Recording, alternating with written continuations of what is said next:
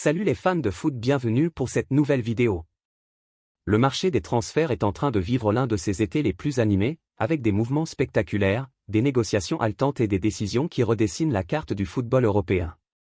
Chaque jour, des dossiers avancent dans l'ombre, certains se débloquent de manière inattendue, tandis que d'autres deviennent les feuilletons les plus suivis par les supporters.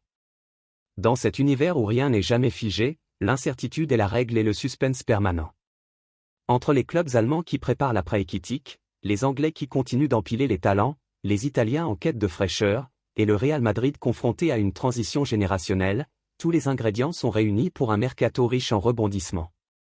Plongeons ensemble dans l'univers fascinant de ces tractations de l'été, où chaque décision peut faire basculer le destin d'une saison. Abonne-toi et active la cloche de notification pour ne rien manquer de l'actu de la chaîne. À Francfort, les regards sont désormais tournés vers le départ annoncé d'Hugo Ekitike. L'ancien Rémois, après une expérience mitigée au Paris Saint-Germain, avait rebondi l'hiver dernier en Allemagne, à l'Eintracht. Une arrivée qui avait surpris certains observateurs, mais qui s'est révélée payante pour le joueur comme pour le club. Après 6 premiers mois de remise en forme, durant lesquels il a progressivement retrouvé ses sensations, Ekitike a enchaîné une saison complète de très haut niveau. Ses statistiques parlent d'elles-mêmes, 22 buts et 12 passes décisives en 48 apparitions. Des performances qui ne sont pas passées inaperçues, en particulier de l'autre côté de la Manche. Chelsea, Arsenal, Manchester United et plus récemment Newcastle se sont renseignés.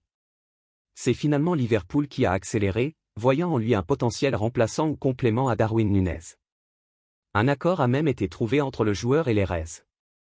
Mais pour l'heure, les négociations entre les deux clubs traînent. Francfort, conscient de tenir un atout précieux, ne compte pas brader son joyau. Les exigences sont claires, entre 80 et 100 millions d'euros, avec en prime un pourcentage à reverser au PSG sur une éventuelle revente. Cette somme colossale pourrait toutefois permettre à l'Eintracht de réinvestir intelligemment. Déjà, le club a anticipé l'éventuel départ de son attaquant vedette. En janvier, Eli Wahi avait été recruté, mais l'ancien Montpelliérain n'a pas encore répondu aux attentes. Cet été, Francfort a misé 23 millions sur Jonathan Burkhardt, une autre promesse allemande.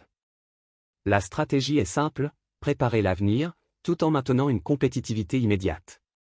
Burkhardt, désormais lié au club jusqu'en 2030, pourrait devenir une figure de proue du nouveau projet offensif. Sky Germany évoque la possibilité d'un système à 2 attaquants, avec Burkhardt et Ekitike. Mais en cas de départ du Français, d'autres noms sont déjà évoqués. Georges Mikotadze, actuellement à l'OL, plaît beaucoup aux recruteurs allemands. Son profil technique et sa vision du jeu ont séduit, même si Lyon n'a pas encore ouvert la porte à un départ. D'autres pistes existent, notamment Rasmus Jolin et Joshua Zirkzee, 2 jeunes talents déjà bien connus du grand public. Francfort, avec les moyens qu'il pourrait obtenir grâce à Ekitike, se prépare donc à agir vite et fort. Pendant ce temps, du côté de Londres, Chelsea continue de surprendre. Malgré un effectif pléthorique et déjà renforcé par plusieurs arrivées, les Blues ne semblent pas rassasiés. Sous la houlette d'Enzo Maresca, le club entend poursuivre sa politique de jeunesse, de volume et de profondeur. Les signatures récentes de Liam Delap, Joao Pedro, Jamie Bynoe-Gitten et Estevao témoignent de cette volonté de miser sur des profils prometteurs. Mais un nom revient avec insistance ces derniers jours, celui de Morgan Rogers, véritable révélation de la saison dernière à Aston Villa. Âgé de seulement 22 ans, l'attaquant anglais a prolongé jusqu'en 2030 avec les Villans. Pourtant, cela n'a pas freiné les ardeurs de Chelsea, qui envisage de faire une offre supérieure à sa valeur estimée de 55 millions d'euros.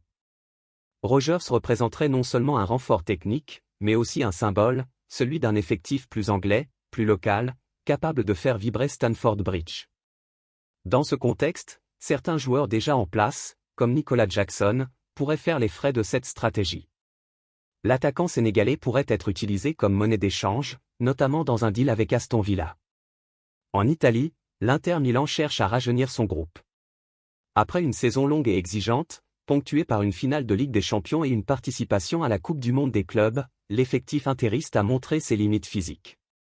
Pour relancer la dynamique, plusieurs jeunes joueurs ont été recrutés, à l'image de Yohan Boni. Mais l'un des dossiers les plus brûlants concerne l'attaque, avec une cible prioritaire, Ademola Lookman. Le Nigérian a brillé avec l'Atalanta et plaît énormément à Piero Ozio, le directeur sportif de l'Inter. Des discussions ont déjà eu lieu entre les deux clubs, même si aucune offre officielle n'a encore été transmise. Si l'opération échoue, d'autres pistes sont prêtes à être activées. En Espagne, le Real Madrid prépare la suite. Le mercato a déjà été bien lancé avec les arrivées de Dean Huijsen, Trent Alexander-Arnold, Franco Mastantuono et Álvaro Carrà, pour un total dépassant les 180 millions d'euros. Mais en interne, la direction fait face à un défi d'une autre nature, la gestion des fins de contrat. 4 cadres emblématiques voient leur bail expirer dans un an, Thibaut Courtois, David Alaba, Antonio Rudiger et Dani Carvajal. Pour Courtois, le club envisage de prolonger malgré ses 33 ans, preuve de sa valeur encore inestimable. En revanche, pour Rudiger, dont les genoux montrent des signes de faiblesse, un départ vers l'Arabie Saoudite n'est pas exclu. Alaba, longtemps blessé, a perdu du terrain dans la hiérarchie. Quant à Carvajal, bien qu'il ait récemment prolongé, la concurrence d'Alexander-Arnold pourrait lui faire perdre sa place de titulaire. Xavi Alonso, le nouvel entraîneur, devra composer avec ses paramètres complexes. Dans un autre registre, Erik ten Hag a connu des débuts catastrophiques à la tête du Bayer Leverkusen. Son premier match de pré-saison s'est soldé par une défaite 5-1 contre les U20 de Flamengo. Malgré plusieurs titulaires alignés, son équipe a sombré en première période. Ten Hag a tenté de corriger le tir, mais l'écart était déjà trop important. Il a néanmoins relativisé l'importance du résultat, préférant se concentrer sur la progression physique de ses joueurs. Newcastle, de son côté, doit gérer l'avenir d'Alexander Isak. L'attaquant suédois est ciblé par Liverpool, mais les Magpies ont fermé la porte. Isak est valorisé à 138 millions d'euros, et même si le joueur aimerait une revalorisation salariale, le club reste ferme.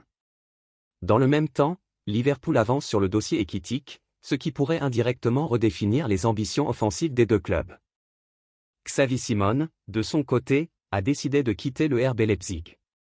Son passage en Allemagne touche à sa fin, et malgré des performances intéressantes, l'ambiance en interne s'est dégradée. Le joueur veut désormais rejoindre la Premier League, où il espère attirer Tottenham ou Manchester City.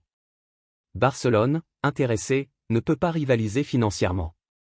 Son avenir devrait donc s'écrire en Angleterre. Enfin, le Barça espère toujours attirer Luis Diaz. Deco, le directeur sportif, en a fait sa priorité. Mais Liverpool réclame une somme importante, et le Bayern Munich est prêt à surenchérir. Le club catalan, limité financièrement, pourrait se rabattre sur Marcus Rashford, une cible plus accessible. Manchester United, pour sa part, a presque finalisé l'arrivée de Bryan Mbeumo. L'ailier de Brentford rejoindra bientôt les Red Devils contre un chèque de 83 millions d'euros, bonus compris. Le joueur, déjà d'accord avec le club, souhaite franchir un cap, il viendra renforcer un secteur offensif déjà bien fourni. United cherche désormais un avant-centre, et les situations de Garnacho, Sancho, Rashford et Anthony détermineront la suite de son mercato. Cette saison, Ethan Nwaneri s'est révélé aux yeux du monde. Profitant des nombreuses blessures dans le secteur offensif d'Arsenal, l'ailier polyvalent a grappillé un maximum de minutes. Une présence qui a suffi pour le mettre suffisamment en avant, 9 buts en 37 matchs, et lui promettre un avenir radieux avec les Gunners. Mais alors que son pote Miles Lewis-Skelly a été blindé par les dirigeants londoniens cet été, une prolongation de contrat était longue à se dessiner pour Nwaneri. Finalement, cette dernière est arrivée ce vendredi. Pisté par Chelsea ces derniers jours, le crack de 18 ans va finalement s'installer sur le long terme du côté de l'Emirates Stadium. En effet, comme le rapporte The Telegraph, un accord a été trouvé ces dernières heures concernant une prolongation de 5 ans avec Arsenal pour le prodige anglais. Une superbe nouvelle pour la formation londonienne qui peut aborder sereinement l'avenir. Après avoir renforcé les couloirs de sa défense avec les arrivées de Kyle Walker-Peters et d'El Hadji Malik Diouf, West Ham souhaite maintenant reconstruire son milieu de terrain. D'après The Sun, Harvey Elliott est la priorité de l'entraîneur Graham Potter, mais le prix de plus de 46 millions d'euros demandé par Liverpool a refroidi les Hammers. Le quotidien britannique informe que le club londonien compte donc proposer un prêt avec option d'achat au Rez, afin de ménager ses finances et pouvoir compter sur Elliott au minimum lors de la saison prochaine. Le double champion d'Europe Espoir, 2023 et 2025, de son côté, souhaite quitter Anfield cet été et ne manque pas de prétendants, ce qui pourrait rendre Liverpool réticent à un prêt. Affaire à suivre, en 1 an et demi de présence à Nottingham Forest, Marcel, 33 ans, est devenu une valeur sûre de la Premier League. Le portier belge sort d'une brillante saison avec son club, 13 clean sheets, achevé à la 7e place, Après avoir longtemps bataillé pour le podium, l'ancien Strasbourgeois est récompensé de ses belles performances puisqu'il vient de prolonger son contrat d'une saison, soit jusqu'en 2028. Nottingham Forest est ravi de confirmer que Marcel a accepté un nouveau contrat avec le club, indique l'Erez ce vendredi.